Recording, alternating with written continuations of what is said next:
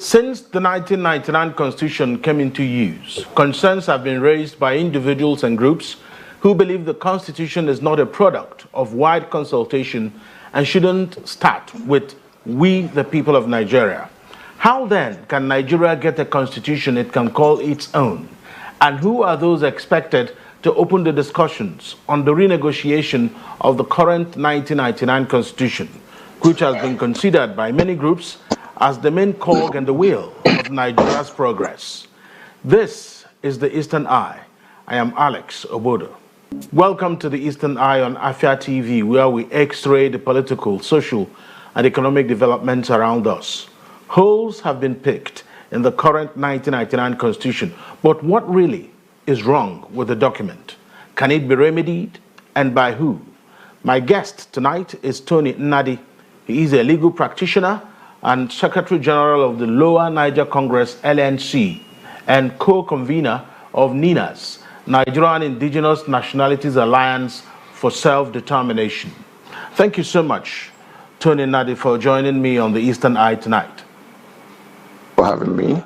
Welcome, viewers. All right. So, is Nigeria's core problem a dysfunctional constitutional arrangement and not leadership? Precisely.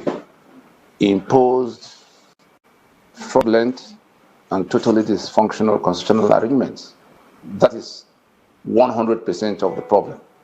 And the leadership that we have, the leadership deficits and the dysfunctions we have seen are directly, caused by that constitutional arrangement that cannot, produce any better leadership. Same for the corruption we see and all the other dysfunctions we see around. That Nigeria is where it is today is on account of that imposed constitutional arrangement. So typically then, if someone is asking for the Constitution to be renegotiated or recalibrated, now why would someone really call the 1999 Constitution a forgery? Yes, I have a copy of the document here, and I'm sure most of our viewers will have either the hard copy or the soft copy.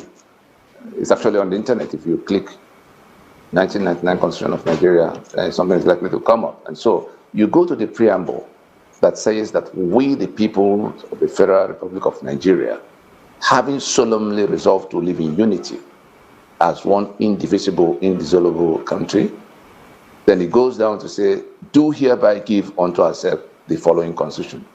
There are three fundamental lies, three foundational lies that are contained in that, in that preamble, and that is what renders the entire document, the fraud it is, because the authors of the document also told the story of how they came about the document inside the document. Decree number 24 by Absalom Abaka, as of 1999, told the story of how they came about the Constitution. They said they set up a committee that went around, to some, of course, they would have been sitting in hotels and beer parlors, probably with their men Friday and girlfriends if they wish. And so they came up with what they brought back to the Armed Forces Ruling Council of the time. That's Absalami's Supreme Military Council in quote. And that Armed Forces Ruling Council added to, subtracted from the report that was brought back by that committee, Nick Itobi was the name of the head of the committee. The bottom line, the important thing is that constitution making is the exclusive business of those who are going to federate. Like the memo and articles of a company is the exclusive business, is the exclusive, prerogative of the shareholders, the promoters, the people who want to set up company. Mr. A, B, and C are coming together to form XYZ Limited. That coming together, that agreement to come together to risk their assets and their names, in a venture they may call XYZ Limited. That is the first part they call the memorandum. Then the articles of association is the second document that they draw up after they have agreed to form, an enterprise, a corporate entity by name XYZ Limited. And so, as it is for the company, so it is for the country, that the constitution is the exclusive business of those who could otherwise have been countries of their own. The Yoruba would be a country of 60 million people plus. The eastern side could be a country of 70 million people plus. If Biafra had stayed, it probably would be in excess of 70 million people, bigger than most of the countries of Europe of today. And the same thing with the Middle Belt and all the other components. But if they are going to form a union, which is what the constitution is supposed to be settling, the question of being in a union and the question of the terms of the union, because it is in that terms of the union that you will now see the formations in which they are going to relate, whether they're going to be a union of 4 regions or a union of 10 states and all that, whether they are going to have 1 tier or 2 tiers of government, which is where you now see unitarism and federalism, whether they're going to have most of the powers loaded in the center or in the federating units. And what Nigeria, the multi-ethnic nature of Nigeria, was what compelled the decision in the 50s as discussions were happening towards independence. It was the multi-ethnic, multi-religious composition of Nigeria that informed the decision by the founding fathers to agree to be a federation.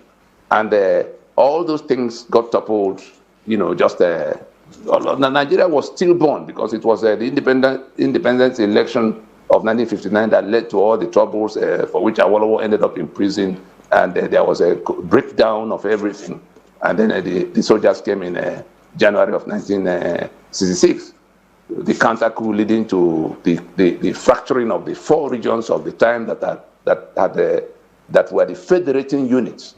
They had the constitution, they had their own constitutions ahead of the federal constitution that they went to agree upon in Lancaster House. So where we are now is that from that 1966-67 toppling, because it was by 67 that they now fractured the 4 regions into 12 states, progressively to 19 states when Murtala Mohammed came, and further to 24, 30, and now we have 36 states, which was no longer a product of anybody's discussion. It was now the people by military, the soldiers who were in power, who had seized power, who had hijacked the sovereignty of everybody, that were imposing these instruments by fiat, by decree.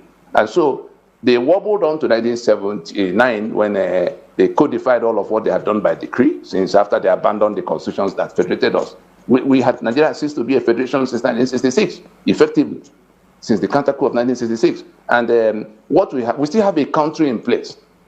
And this false claim that first happened in 1979 and carried forward in 1990, and that we the people, it is in that context, it is in that sense of who is it that has the power, the exclusive jurisdiction over that subject matter to make constitution.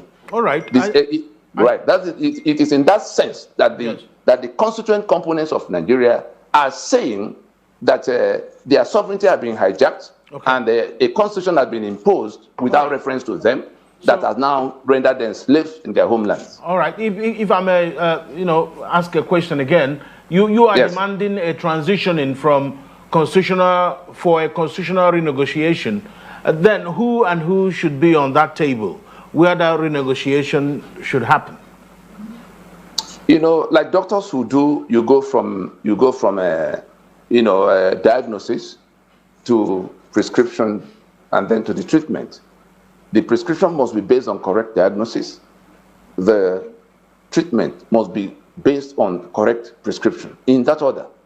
And so the diagnosis that NINAS has done of what has gone wrong with Nigeria, in which Nigeria is the worst example of everything good. Poverty capital, the capital of crime, such that a gang of criminals have now we are now under state capture, and all kinds of everything you could think, everything that could go wrong has gone wrong. Our diagnosis is that it is from that point where the sovereignties of the constituent components got hijacked by this illicit federal government, because you couldn't have a federal government if you do not have a federation. Nigeria ceased to be a federation from the point where the federating constitutions were jettisoned by military intervention and fiat and replaced by, again, military fiat. The last of them being Decree number 24 of 1999, which they labeled the 1999 Constitution. So the people who have to now rework their union, it is basically to say we either dissolve the union now that everything has failed. You can see people are dying all over the place. People are in misery. There's danger. The kidnappers are on rampage. The Fulani conquest agenda that has been there all the time, has gone to a new height. You saw what's going on in Plateau. Between the last time we spoke, we were here last week looking at this aspects of this same issue. Between that day and now, I'm sure you've heard all of what has happened everywhere around the country, such that Ibrahim Bangida will say that if nothing is done quickly enough, that soldiers may take over. Then the Sultan in Sokoto was saying that if food is somehow the matter is not arrested by any means possible, that people are going to pour into the streets from the north, and that means there could be a total breakdown of law and order, anarchy. And you can't tell people who are hungry and dropping dead on the streets that they are dying as in dying to be buried on account of not being able to fend for themselves because of what politicians are doing in the name of governance. But it is this constitution that is at the center of everything that has included the free fall of the currency, the free fall of everything, the killings, the insecurity, the infrastructure that is in decay, the people that are running away from the country that's like a burning house. And so it is the constituent components of Nigeria now aggregated under the aegis of Nigerian Indigenous Nationalities Alliance for Self-Determination that has rallied the people towards what they can do to recover their country, to recover their union, such that those in government house are not actually our quarrel is not with the people in government house. Our quarrel is with the constitution by which they've ruined everybody's lives, by which they've hijacked our sovereignty and our economic assets and all the rights and powers to organize ourselves, our security, our elections, our infrastructure, our everything. And so we have for 24 years since the imposition of this constitution in 1999, gone step by step of calling everybody concerned, because everybody was at everybody's throat all the while, and we didn't want anarchy. We said, Ijo, why are you blowing up a pipeline of shell? They say, we don't know how our oil and gas became the property of people we didn't discuss with. We sat down with them and showed them how it was done and persuaded them to put their guns aside for a while to come along. The same thing in the eastern side. The same thing with the OPC of Ghana Dams. The same thing in the middle belt, which you see how it's all proceeding now. So we were able to bring these constitutional grievances, these grievances that have become issues of contentions on the streets across the length and breadth of Nigeria. Even those who are doing, even the one you call Boko Haram in the far north. Look at this map. The 12 states that imposed Sharia simultaneously in year 12 contiguous states, from Sokoto Kebbi all the way to Borno and Yobe on the other side, they imposed Sharia simultaneously and they are contiguous. And so we say that Sharia that they wanted, for which they toppled the secular constitution, the secular arrangement we thought we agreed upon at coming to independence. What is the difference? How am I to make a distinction between that Sharia that they imposed by due process? They went to House of Assembly, the governor signed into law, they formed the Hisbah and started dislocating people from the place who don't adhere to that. How am I to make a distinction between what they were looking for and what Boko Haram that now declared that it is Sharia or nothing that they were looking for? And so we say that having come to that point where it looks like everybody has abandoned the union everybody agreed to be in, have been by the actions of some elements across the union, been lost. The union is no longer there because we agreed to be a federation. We're no longer a federation. And what is a federation in the sense we are discussing? A federation is a union of constitutions, a union of sovereignties. You bring your sovereignty, I bring my sovereignty. We're talking about land and people. Sovereignty is simply about lands and people that will form union for the purpose of what we are discussing. And so we submitted our sovereignty on account of having to be a federation. with autonomy levels in which Awolowo could decide what he did in Western region, Emma Akpara could do all of what he could do in the East, Ahmadu Bello and co. did what they could do in the North with their own assets, driving their own development. And so when for some reason you topple all of that and you become the owner of everybody, that is what has happened to Nigeria. The management, which is what the government is supposed to be, the three arms of government are just the management team for Enterprise Nigeria. But the owners of that enterprise and who sit at the apex of the authority line are the peoples of Nigeria. Therefore, the right to